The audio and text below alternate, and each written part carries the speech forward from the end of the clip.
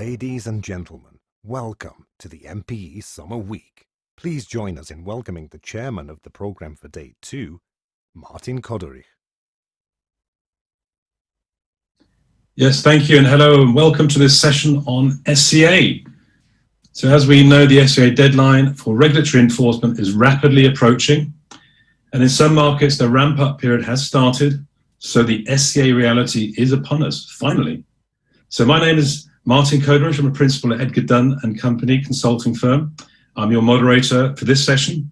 We have two fantastic keynote presentations followed by a panel session.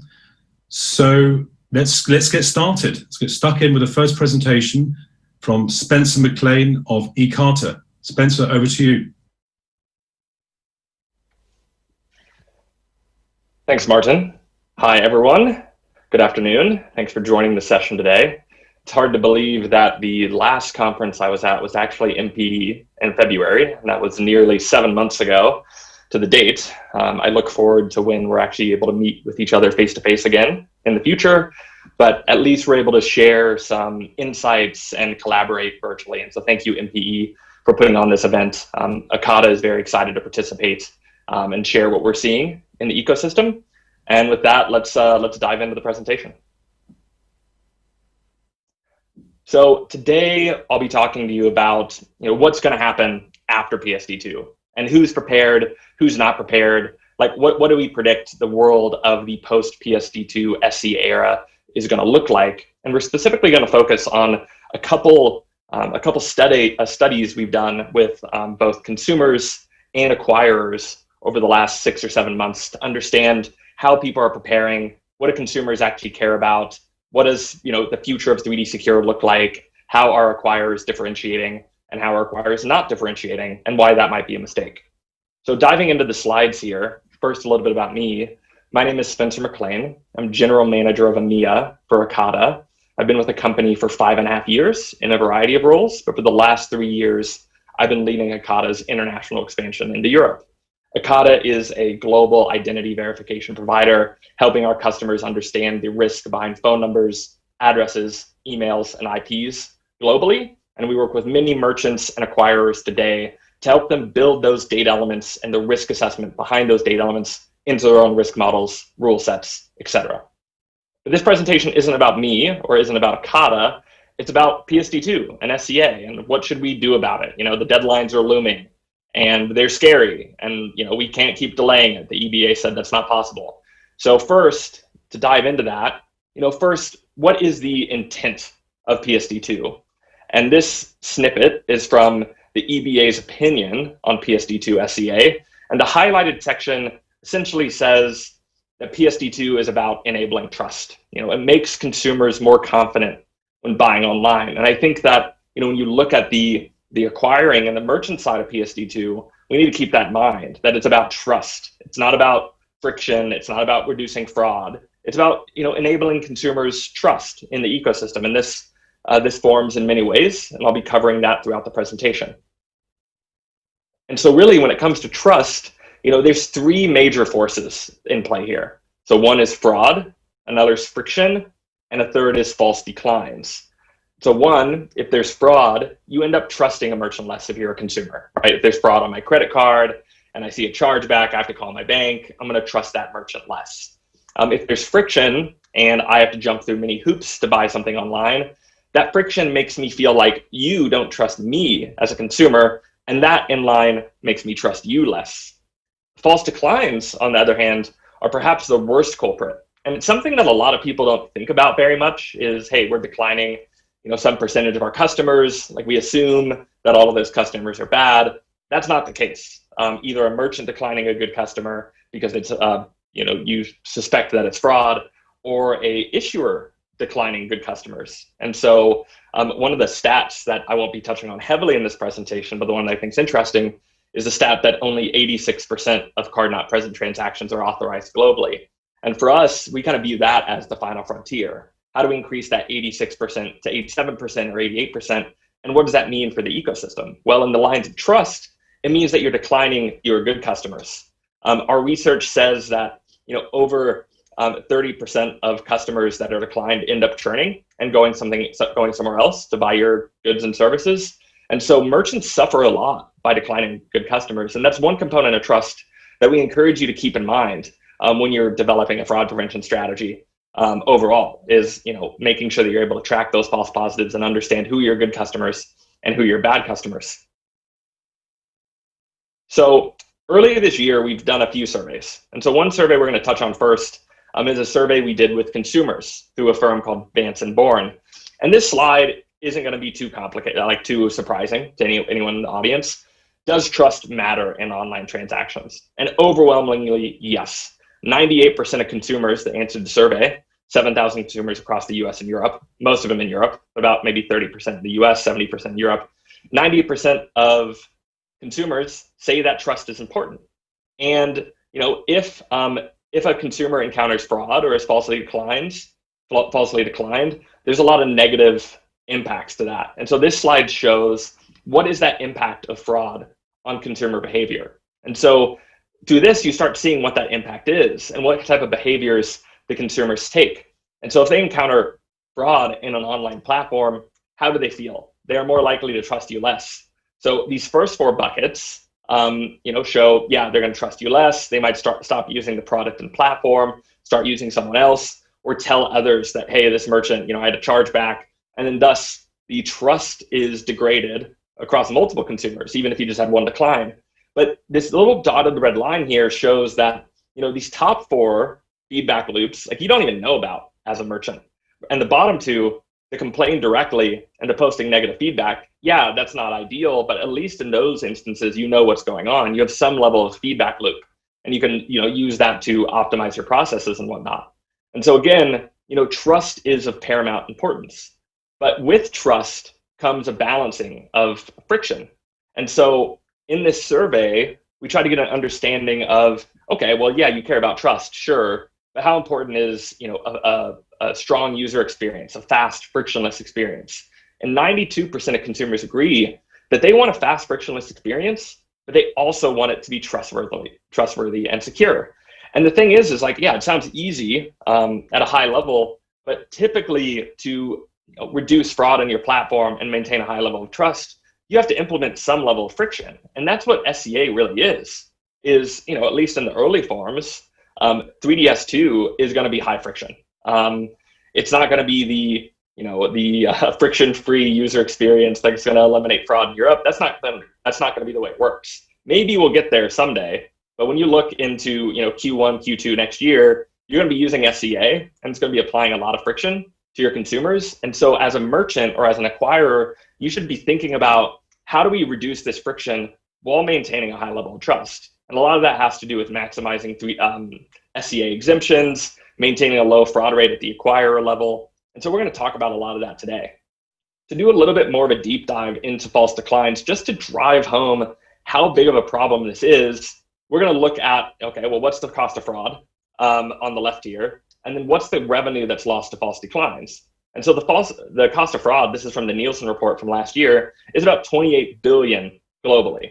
But based on our estimates, the revenue lost to false declines is over 10x the cost of fraud. And so again, just know that you can't just focus on fraud prevention. You have to be focusing on that consumer experience.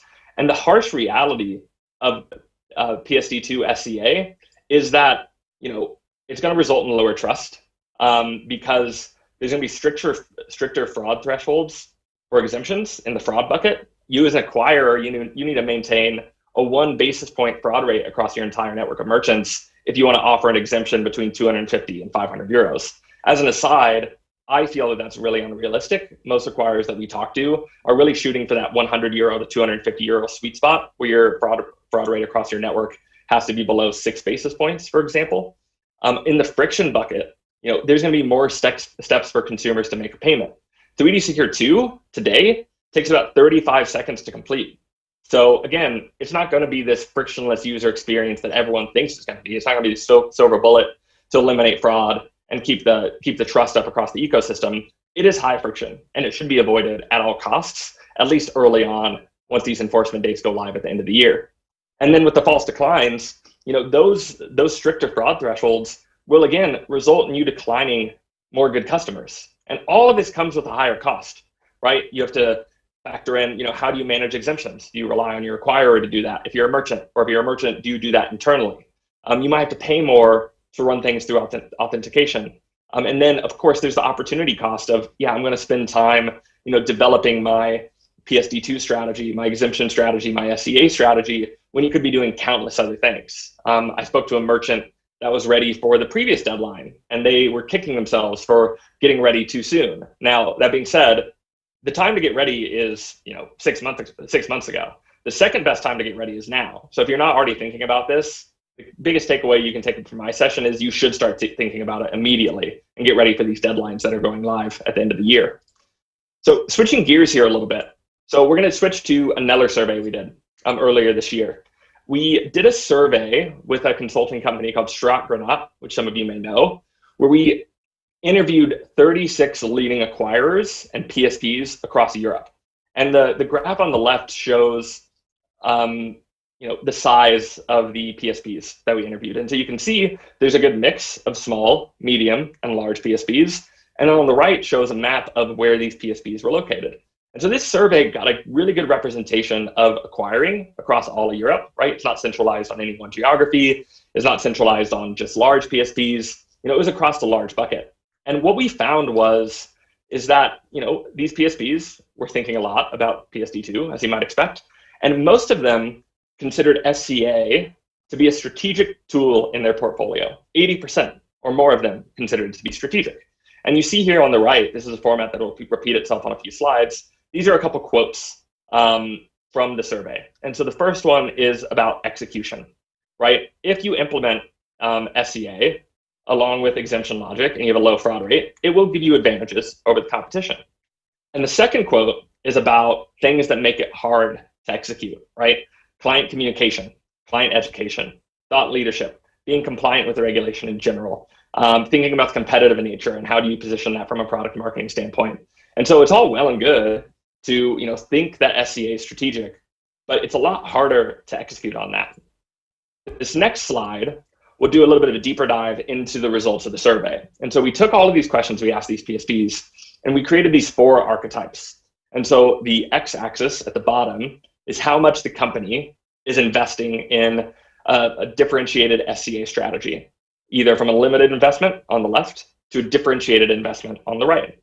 And then the y-axis, top to bottom, shows the size of the PSP. Are they low volume or are they high volume? And so these 2 boxes on the right, the challengers and the leaders, these are the ones that are differentiating around SCA, right? A little less than 50%. The ones on the left, the laggards, which are the large PSPs, that are kind of this wait and see mode. They view PSD2 as a regulatory duty. And so they're doing everything they can to check that box, but they're not doing much more beyond that. And then the small PSPs that haven't invested, we kind of view as question marks, right? They're still in the wait and see mode.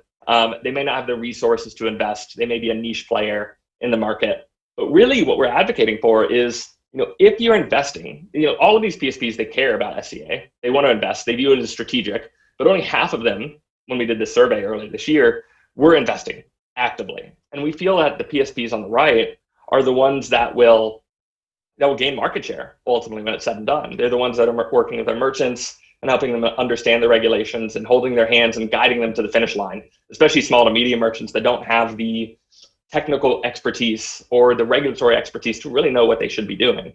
And so the acquirers and PSPs that are investing and they're doing thought leadership and education campaigns, those are the ones that are positioned to win in the post PSD2 SCA era. We're going to do a little bit deeper dive into this, but first, what constitutes a good strategy and a bad strategy when it comes to SCA? And so here's a set of questions that when you ask yourself, do you have answers to these? And if you don't, can you really say if you have a strategy or not? So first and foremost, do we have an overarching strategy? Have we whiteboarded this? Have we wrote, a 6-pager or whatever to understand, hey, what are we doing at a high level? How do we improve that in-customer experience and trust? Again, it's all about trust, making sure that your good customers are sped to clear and they're not falsely declined, while also mitigating your fraud and staying below those exemption thresholds. And then how do we help the merchants on the margins? Education is such a big piece to this. And we'll dive into this later, but a lot of merchants they were leaning into their PSPs earlier this year to tell them what to do, and they weren't getting that guidance. And I'm pleased to say that it's improved quite a bit today, but there's still a lot that can be done there to make sure that the merchants on the margins are helped and they're ready for the deadline. What data and modeling capabilities should I use to differentiate versus other PSPs? And then what's the value we capture, and what's the portion of that value that we feel like we have the right to capture? So the PSPs on the last slide that were on the right, either in the leaders or the challengers buckets, they all had really good answers to all of these questions. And the ones on the left, they were kind of wishy-washy. They didn't know exactly what they were trying to do. They were in that wait and see mode. And now it's a little too late to be wait and see mode. Now it's time to execute. So a little bit deeper dive into trust. So really, when you think about trust, there's three levers that we can pull on here. We have hygiene, sharing, and data. And we're going to dive a little bit deeper into each one of these levers. So first off, on the hygiene side, hygiene is all about execution. The merchants need to focus on doing these things on the left, and the acquirers need to focus on doing these things on the right. And so if you're a merchant, it's pretty straightforward stuff. Leverage biometrics where you can, because that's lower friction than 3D Secure. Plan to get whitelisted, because that's an easy way to get exemptions if your consumers whitelist you. And a lot of the things you can do. I talk about the education between the acquirers and the merchants, but the merchants can educate the consumers. I had an email earlier this year from GoToGate, which is an online travel agency, where they were telling me exactly what the user experience was going to be for when I start getting stepped up via 3D Secure. I really appreciated that as a consumer. Now I know, hey, this company cares about my trust, and they want me to know exactly what experience I'm going to see. And so I'm not surprised if I get stepped up and I have to log into my bank account because 3D Secure isn't working the way it will in the future. Understand what's in scope and out of scope, and tag those merchant-initiated transactions, the MITs. That's a really good place to get exemptions that a lot of merchants haven't really thought about left yet. And then, of course, tag those low-value exemptions. Work with your acquirers to do that. And then on the processor side, it's all about education. I've harped on this a few times. Work with the merchants, especially those ones with limited resources, to make sure they know what they're doing. And so when we did the survey earlier this year, this quote we got on the bottom right, merchant awareness is 100%, which is great, but their understanding was at 30%. And that's shocking, right? They're like, yeah, we know PSD2 is coming. We know we got to do something about it, but we don't really know what we should be doing. And that's still a big gap today that people need to work on filling immediately. On the sharing side, the second lever is about sharing. So for riskier transactions, it's about sending the issuer more data to give them confidence, right? The standard for data sharing is 3D Secure. So when you go from 3D Secure 1 to 3D Secure 2.2 or 2. Whatever we end up at, there's an order of magnitude more data, right? You go from about 11 fields in 3D Secure 1 to over 100 fields in 3D Secure 2. And so as a merchant, you should be using 3D Secure and passing more data to the card scheme, to your acquirer, to the issuer, because data is going to help everyone make a better decision. So make sure you're utilizing the latest version of 3DS. Yeah, it's high friction, but it's the lesser evil than the older versions of 3DS.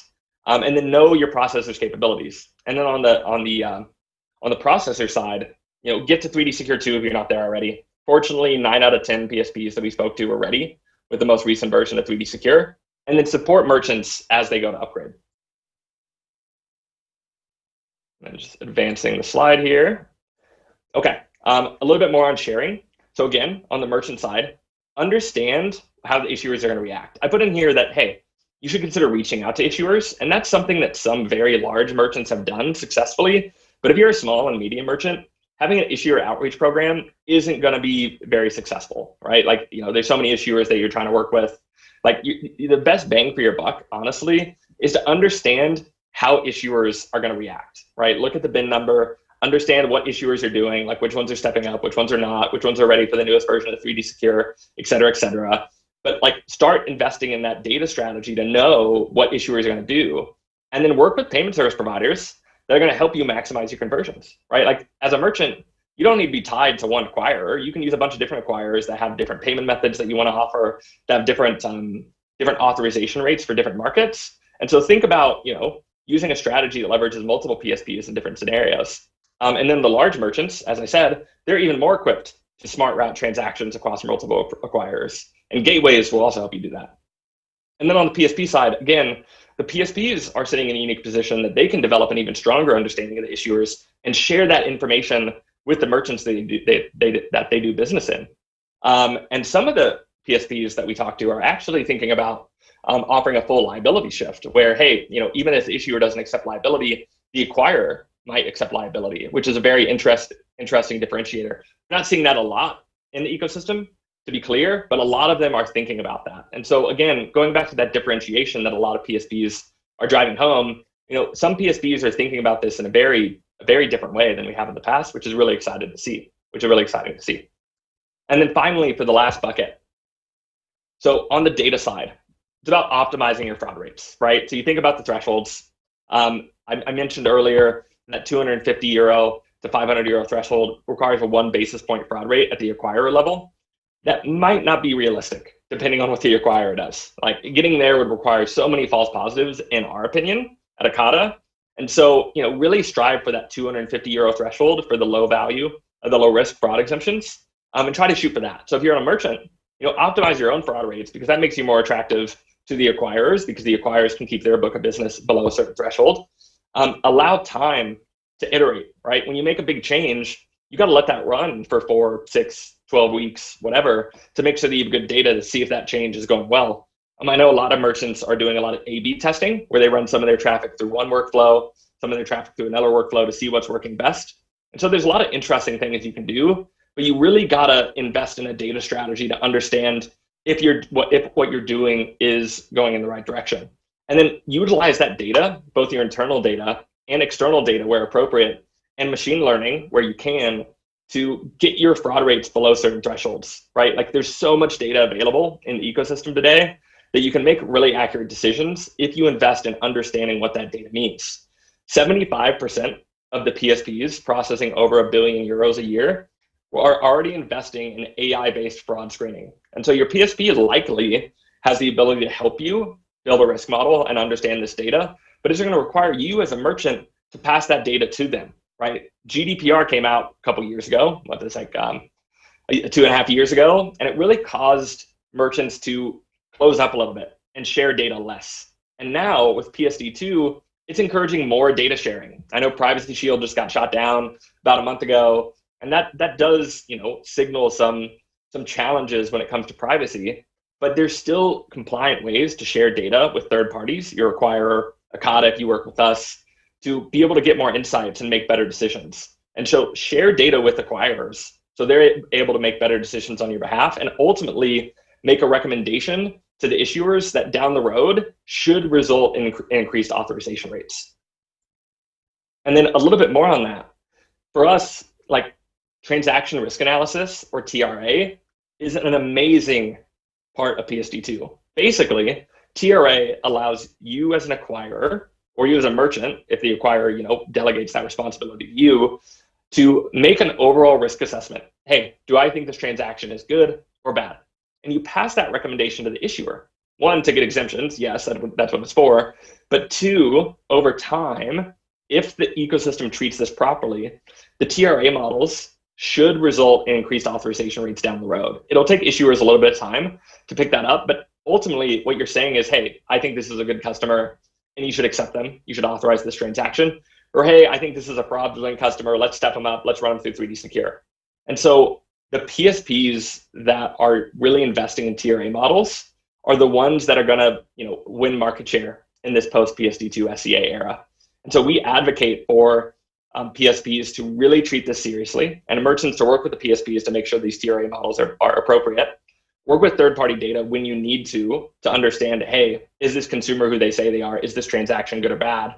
And this quote on the bottom left, like PSPs do think that TRA is an opportunity to provide value, increase market share, and generate more revenue. And the PSPs that we work with are doing just that. And we think that they're in a really strong position to win in 2021 and beyond. And then finally, to wrap this up, and then I'll hand it off to the other speakers. So the takeaways. So 1, execution, right? It's time to execute. PSD2 is upon us. The deadlines are, the enforcement dates are in December, and they're not getting pushed out. It doesn't seem like it. So really focus on execution and focus on minimizing that consumer friction. And then on the sharing side, It's about understanding, right? PSPs help the merchants on the margins, educate them, teach them what they should be doing, because no one else is doing it. And if you help them, they're going to be loyal for a very long time. And on the data side, it's about capabilities. Use your data, optimize your internal data, use external data when needed, build risk models, either directly if you're a merchant or work with your acquirer who are also building risk models to ultimately make better recommendations to the issuers. Because I think what's ultimately exciting about PSD2 is the chance to have a standardized mechanism to give the issuer more insights, right? We have 3D Secure, which gives them a lot of data, and that's great. And then the future of 3D Secure should be more frictionless than it is today, but today it is friction-filled, and so just know that. But then with TRA, give that recommendation, that accurate recommendation to the issuer as to what you think about this transaction. And so that's me. I'm Spencer McLean with Akata. I appreciate you joining this session. I will be on the panel later, and I'm going to hand it back to the moderator, Martin. Great, thank you, Spencer. Very interesting. We've got lots of questions coming in from the audience. So looking forward to the panel discussion later. But now I'd like to welcome Paul Rogers of Vendorcom to present our next keynote presentation. Paul, over to you. Great, thanks very much, Martin, and thank you to everyone who's spending their time looking at this and joining this session this afternoon. I'm delighted to join you. Just a little bit of background. I'm Paul Rogers. I'm the chairman of payments industry community, Vendorcom.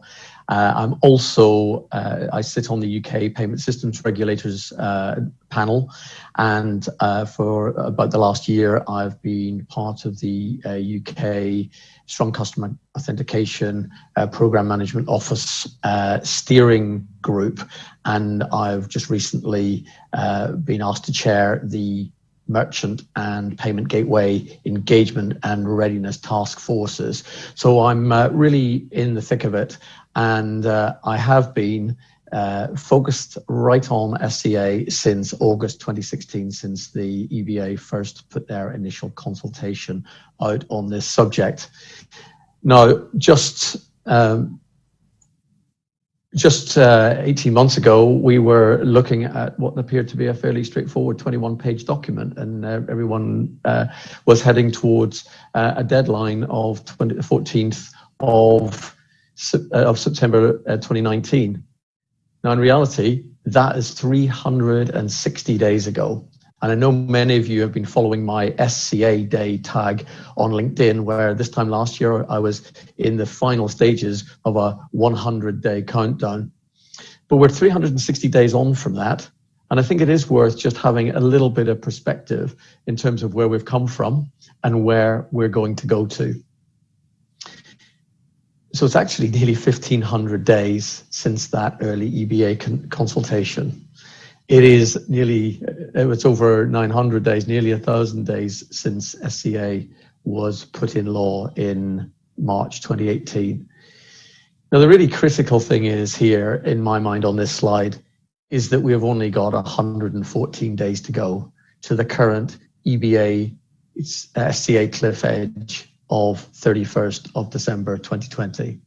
Now, it may well be that some folks feel that there's not going to be a cliff edge because some issuers and banks are already stepping up, but I'm not sure that's the case. But in terms of general levels of readiness, because this isn't just something about banking compliance and issuer readiness. There's an ecosystem here, and I think it's very apt that we're sitting here on the merchant payments ecosystem summer week, looking at what the complexities of the merchant payments ecosystem is really like. Because I feel one of the challenges that we face is that regulators in many cases don't understand the complexity of this wider merchant payments ecosystem. I'm delighted to say that I've been part of the UK's rollout and readiness plan, where we've got this new revised enforcement date that changed from March 2021 to September 2021 to take effect, to take some regard for the inevitable delays that the COVID pandemic has caused. And so I think we're aiming at a much more realistic date.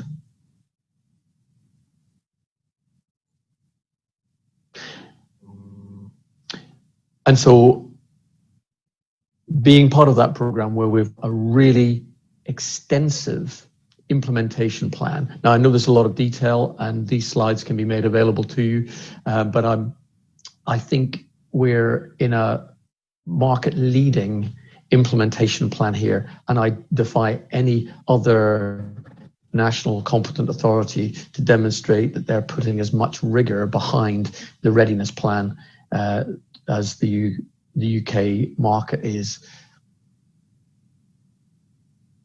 I believe there are still too many unknowns, and there are a number of key issues.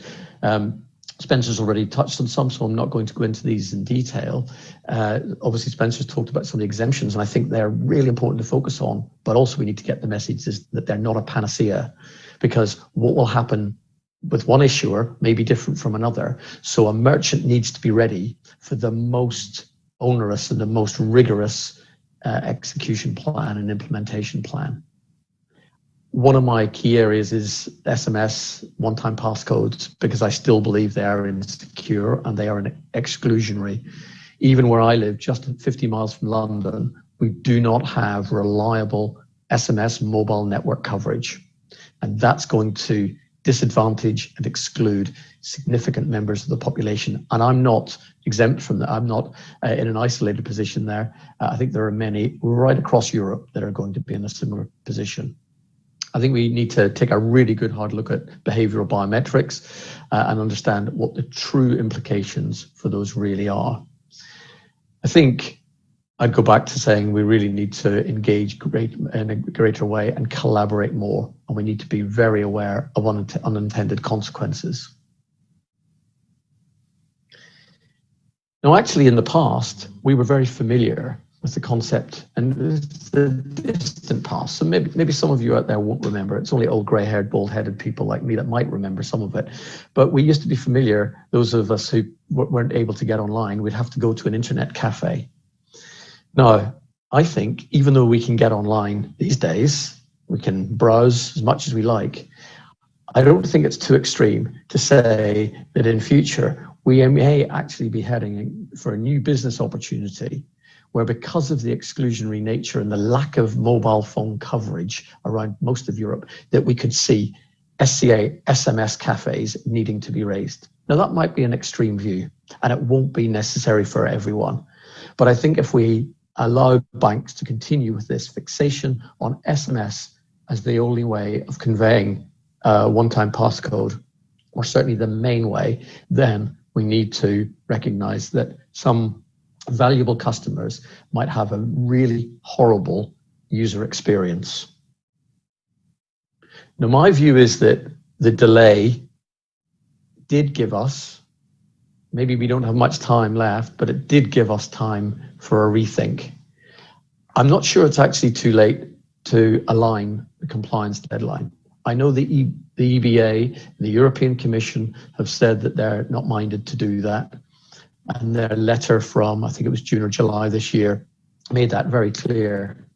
But I think they were being very disingenuous in terms of how they were pointing out that the industry was supposed to have known that this was all in place since November 2017, when actually, even over the past year and even over the past 6 months, they continue to have to provide guidance in terms of some very, very basic elements. So I think the regulators still, in most cases, have to wake up and recognize what's really going on here. Actually eliminating some levels of competition in order to get a consistent approach to this, I think, will be really important. And also focusing on end user and merchant outcomes rather than technical compliance. So I think we really do need to have a look, even at this late stage, in what changes can be made. So what's next? I encourage everybody, whether you're an issuer, acquirer, processor, gateway, or merchant, to engage with national competent authority programs, engage with your financial and payment supply chain, because this is an ecosystem. Readiness in one domain, in the issuing domain, does not deliver readiness across the whole domain. It's a multiplier effect. even 80 or 90% readiness in issuers, multiplied by, say, 70, 80% readiness in acquiring, maybe 30 to 40% readiness amongst gateways, and at the moment, probably 10 to 15% readiness in merchants, actually means that overall we're well less than 5% ready. So engage, get involved. I would say demand, demand, demand. Answers to key questions from payment gateways, from acquirers, and if you can reach through to issuers and schemes. Also, be a little bit more demanding of the regulatory authorities as well, because I think change and a much greater level of consideration of the real world business market economics will prevail. And collaborate, because we need to be working on this together. We're all in it together, and we're all going to suffer the consequences. As Spencer put it, if we don't have trust in the ecosystem, what's going to happen to our economy as a whole, to individual merchant businesses? And communicate with your customers. It's really important that they know what happens and what is likely to happen. And I know there's a real difficulty there because of the lack of consistency. But the consequences if we don't do this, I believe that we need to prepare for merchant payments chaos from the 1st of January 2021. Now, I hope it doesn't all have to be doom and gloom, because we do have some time. And I would encourage you to do the 4 things, the 4 bullets at the top of this slide, so that we can have some chance at least of turning our New Year's Day 2021 into a bit of a happier experience.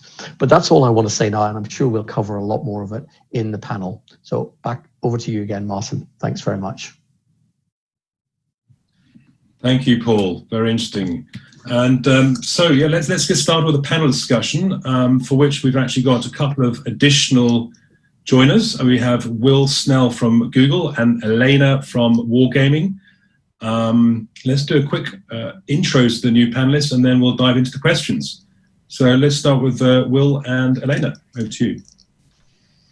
Hi, everyone. My name is Will Snell. I take care of payment ecosystem partnerships for the DACH region in Europe. And for my sins, I'm involved in a fair few SCA projects within Google, hence my presence today. Elena? Hi, everyone. Yeah, hi, everyone. I'm Elena. I'm working for Wargaming as a senior payments manager and leading global acquiring and fraud team. Just a few words about Wargaming. It's an online game developer and publisher. Our main products are free-to-play games, World of Tanks and World of Warships, and our business model is based on microtransactions. Great, thank you. So I believe Paul needs to leave during the session. So let's get started. We have lots of questions actually coming in from the audience. Perhaps just to kick things off, I mean, I'm personally keen to understand your perspectives with regards to what might happen, what we can expect on January the 1st next year. I mean, is it going to be a smooth transition, or with a few bumps in the road, or really is there a kind of cliff edge risk that we really have to acknowledge at this stage? Perhaps you can all in turn comment on that. What do you think is going to happen? Starting with Will.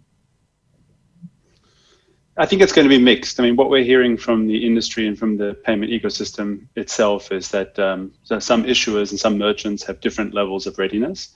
I think probably a lot of the bumps will come from how smooth that transition is. I know that some of the larger NCAs are planning some soft declines after the 1st of Jan. So that will help when it comes to, that cliff edge scenario as people are celebrating with their hangovers from New Year's.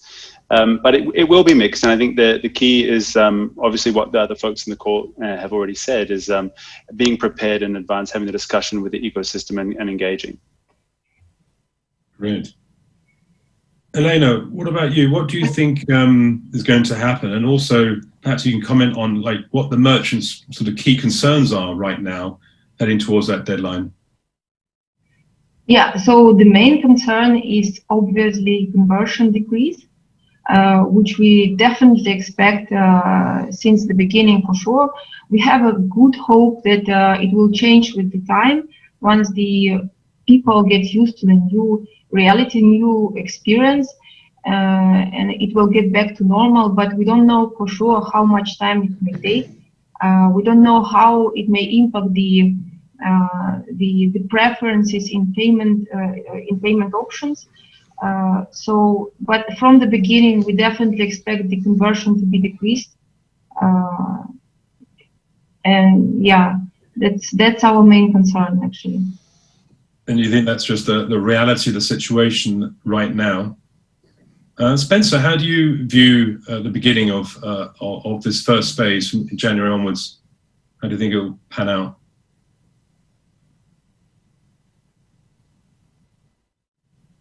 Sorry, I broke the one rule, which is never mute my mic. I'm back.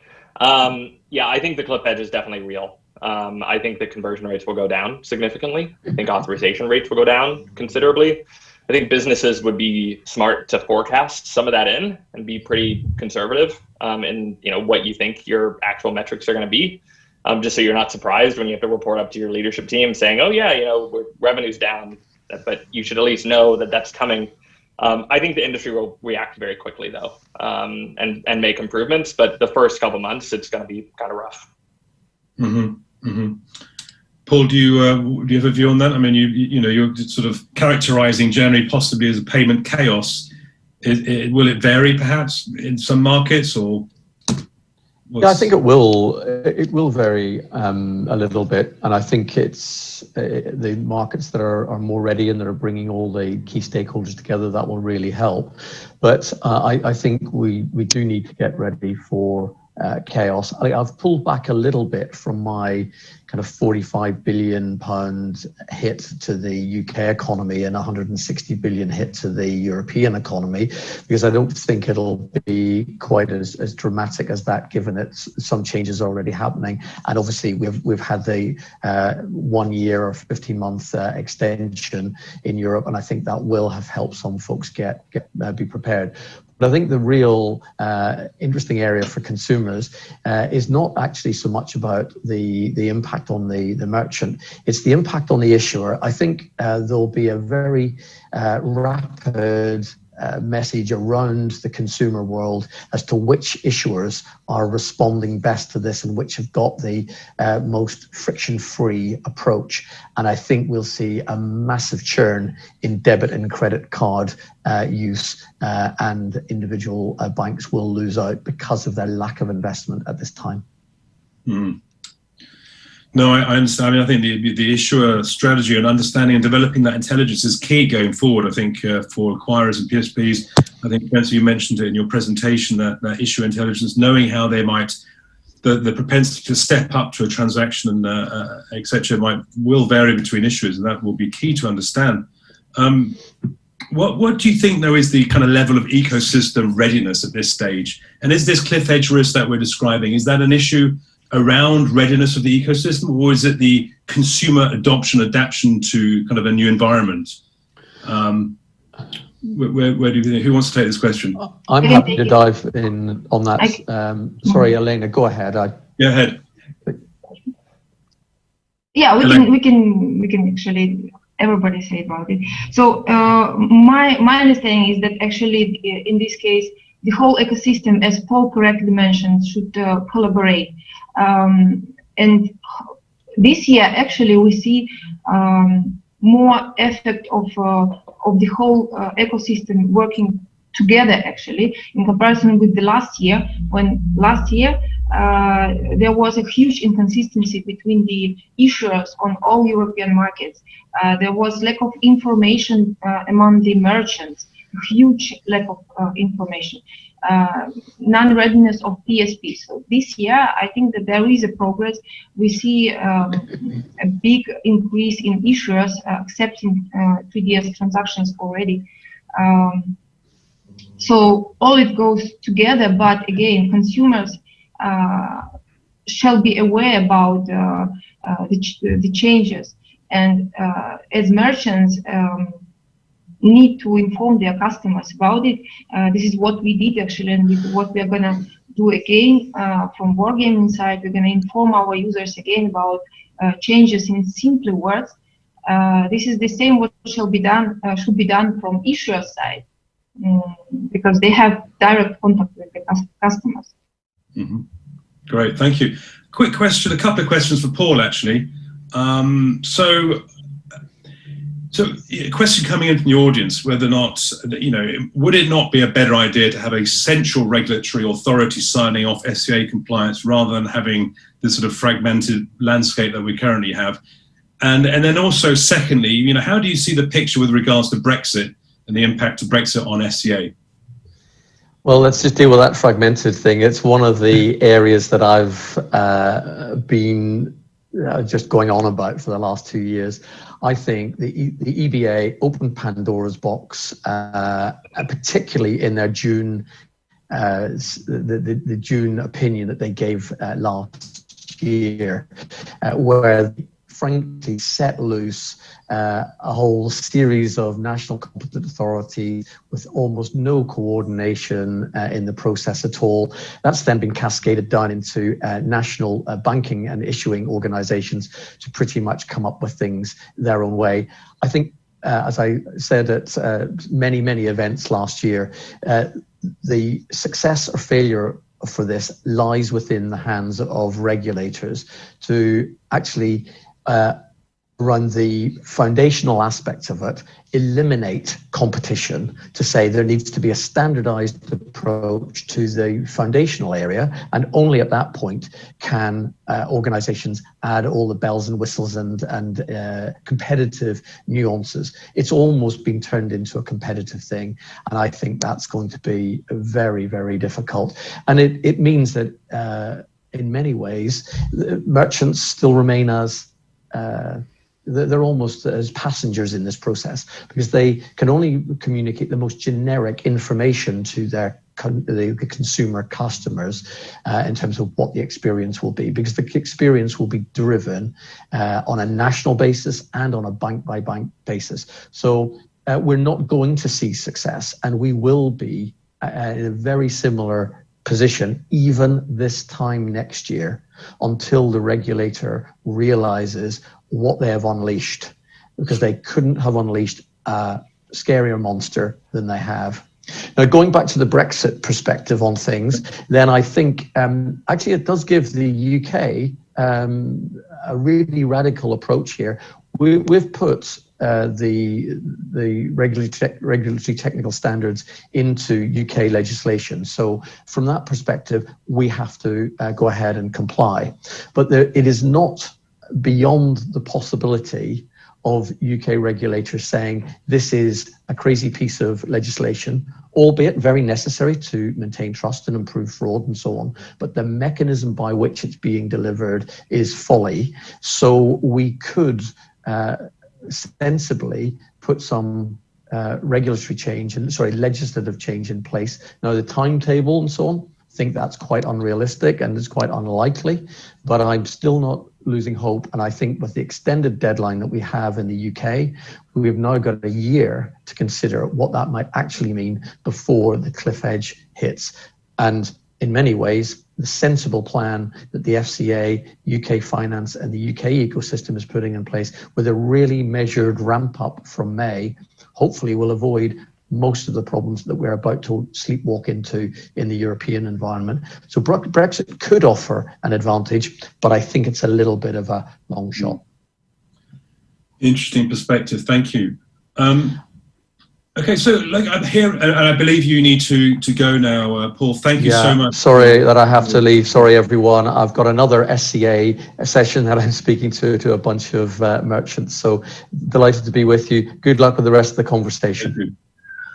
So I'm hearing a lot of discussion around avoiding 3D secure where possible. Although personally, I see strong customer authentication or two-step verification as a kind of a broad global trend and not necessarily a European regulation. So, but nevertheless, if can you explain your views on why you think 3D Secure should be avoided, and if that's the case, what steps can merchants take to avoid 3D Secure? Perhaps Will, you'd like to? Sure. Yeah. So I think 3D Secure is it certainly has its place and its purpose, but as we've discussed in this group, it will create friction, and in many cases, it will lead to a drop-off in conversion. Up the very top of the funnel, one of the things that merchants really need to be doing in conjunction with their acquirer and their PSP is looking at exemptions. First of all, do you even need to make sure that you step up your user? And then there are other ways that you might actually want to fulfill your requirements for SCA, but do it actually rather on the device. So any solution that leverages device-based tokens, like a wallet solution such as Google Pay, but there are others, will allow you to effectively have the token on the phone as possession, and the CDCVM, so the unlock of the device, either through knowledge or biometrics for the biometrics on the phone, will allow you to satisfy SCA without that very friction-filled experience. So I think that would be something that we are certainly recommending, and some of the PSPs in the ecosystem are as well, as a way of fulfilling your requirement, but doing it in a way that doesn't require a redirect, which we know is fraud. To your point about SCA and two-factor authentication being a bit of a trend globally, I think we have seen in other markets, open banking be expanded, and that often comes with this idea of like, trust, do you know the user, etc. We saw this, almost 10 years ago in India when they introduced UPI, and the ways that they actually introduced the requirements for biometrics there as well. So this isn't new. I think what is potentially new is the fact that you've got such a dispersed set of countries with different regulatory bodies trying to transpose it. And remember, this is a common marketplace, so people are buying from cross borders. It's far more complex than I think we've seen in the past. Right, interesting. Any other perspectives from Spencer, Elena, on that point?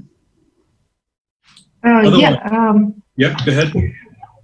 Yeah, actually, from the merchant perspective, for Wargaming being a gaming company, right, specifically for European region, we were trying, and actually we managed to find the balance between fighting with fraud and providing the frictionless and easy customer experience, right?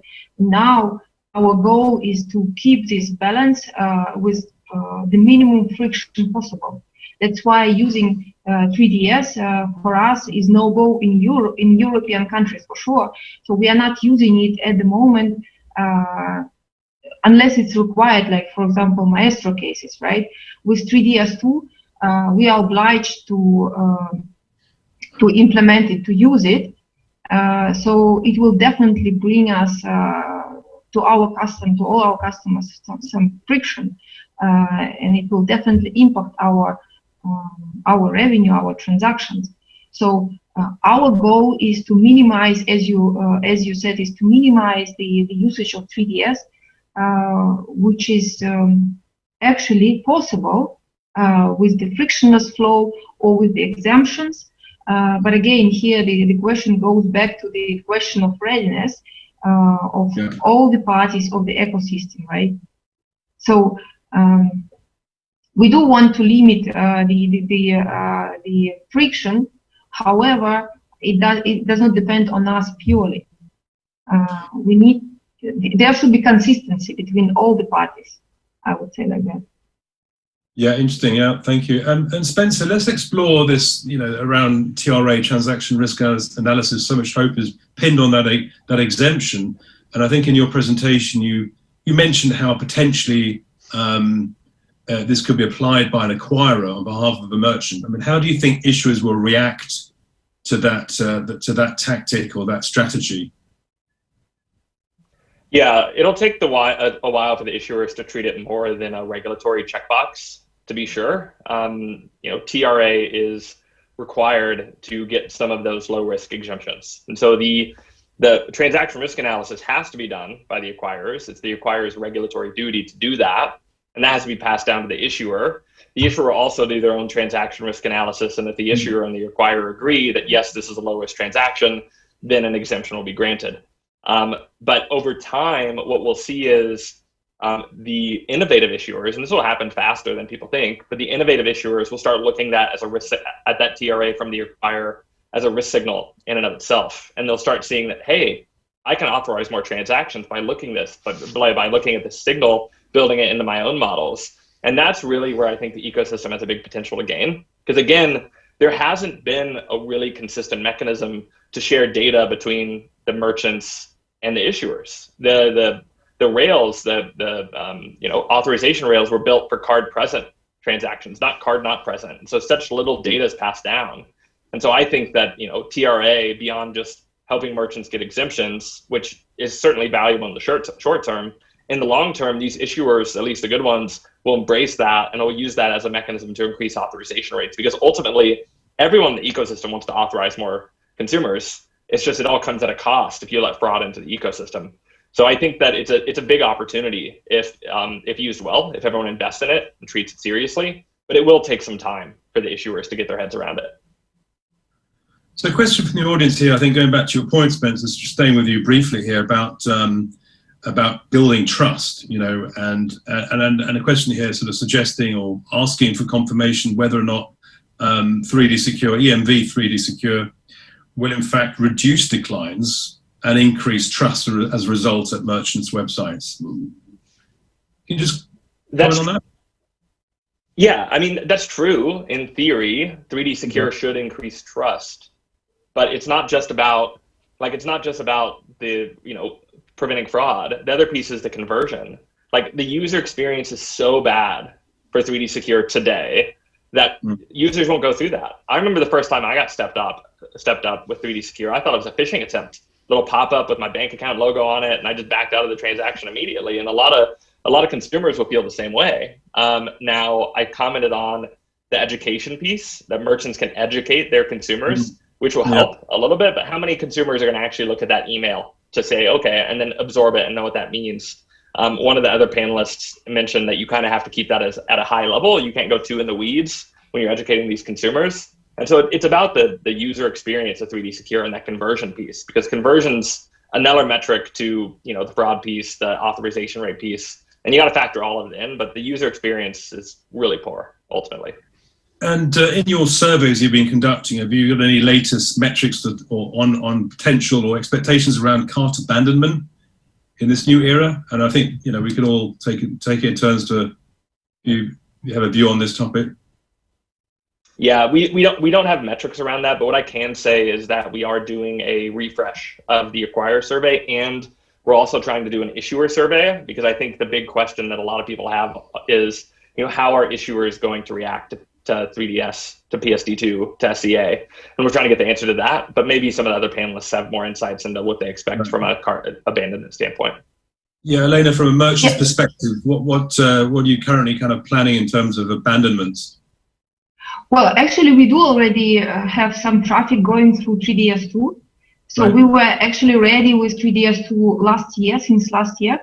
And we decided to give the whole process to our acquirers develop technology and engine. So they decide on their side whether the transaction is in scope or not, 3DS2 or 3DS1. So all this around this. So we already see some traffic running via 3DS2, but the performance is really bad. I mean, we see positive trend from month to month with increasing conversion for these 3DS2 transactions, but it is still far away from being good. So if with such results we start the next year, it will be kind of disaster for our traffic. So that's specifically for our case, for gaming company. But overall, from what I know, statistics around the countries within Europe, they differ a bit. In some countries, issuers are more willing to accept 3DS2 transactions, and the conversion is getting to normal.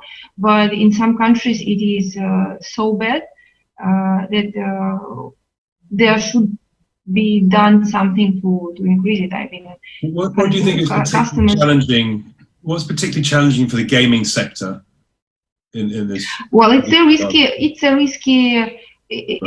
considered to be a risky industry, right? So we are not expecting the issuers to be willing to accept our 3DS2 transactions with a frictionless flow. That will not be the case. So for sure, we're gonna see challenges with our every single European transactions unless they fall under specific exemption, which is our hope actually. Tier exemption or low value transaction exemption are our hope. But if not, so all our transactions will be challenged, and gamers are not really patient people, you know, so they will be just afraid or drop the transaction at least for the first months for sure. Quite a few questions actually, Will, on you know, Google Pay and Apple Pay, and do we expect a sort of broader adoption of those payment systems as a result of SCA? And also, could you comment on how Google Pay will actually, what the flow will be post SCA? Sure. I mean, you know, and do you think wallet solutions in general could offer a solution to merchants like Elena, or, you know, it seems to be an opportunity Yeah, there. definitely. Yeah, so if you think about what Paul said earlier, that there is probably highly likely going to be a bit of a shuffle of credit cards, of form of payment. So people will have maybe good experience with one form of payment, bad experience with another.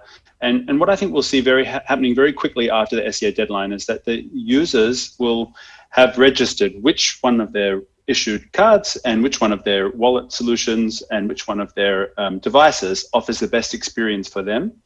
And that's where we, as Google Pay, actually see the opportunity to support users and also merchants to make sure that we leverage the biometrics on the device to mean that there is no redirect, that we can still help the ecosystem satisfy SCA requirements, but leverage the token on the phone and the biometrics to mean that there is no need for that friction-filled redirect.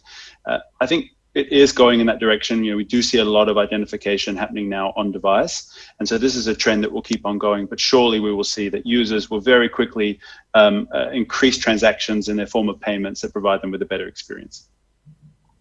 Great, thank you. So I think we're coming to the end of our time. So I've just got one kind of question to finish off with, which is sort of crystal ball time, you know, perhaps. Yeah. Well, how do you think the sort of post-SCA era will look, the landscape will evolve over the next 3 to 5 years? What's your views, your predictions, perhaps starting with Spencer? Yeah, I'm happy to go first. I think there'll be a lot of pain in the short term. Say, looking at the UK enforcement date in September of next year, that's kind of the breakover point. I think that after that, it'll be a net positive for the industry. And then forward looking but beyond that, I think it will ultimately result in a big rise in authorization rates in Europe. I think that we can get that 86% to 89% in the next 3 years. That's what I think will ultimately happen. And we kind of view that authorization problem as the final frontier. And I think PSD2 ultimately helps solve that. Interesting. So yeah, I would add on. Sorry, you go ahead.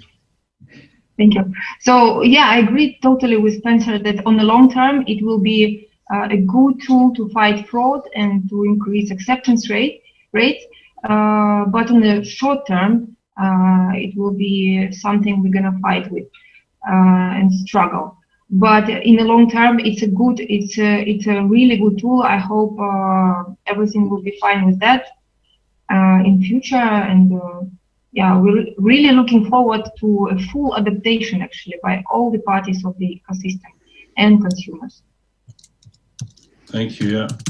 So I would echo the sentiment of Spencer and Elena. I would also add that I think SCA and even open banking themselves are interesting and will bring long-term value to the entire European market. But in addition, there are other trends that there will be the confluence. I mean, you've seen what happened with COVID, with the amount of people migrating to digital experiences, but also real-time payment rails. I mean, these are all going to come together to create really rich experiences. We just need to make sure that we do it in a way that brings everyone with us in terms of inclusion, which is one of Paul's point from before, and that we help the merchants and those in the ecosystem manage this transition, because it's certainly not an easy one. Great, thank you. Well, thank you. I think that's all we have time for today. So thank you for all your comments and all your questions from the audience, and participating in this session. It's been really interesting hearing all your views, and that's it. I'll hand back to Philip. Thank you.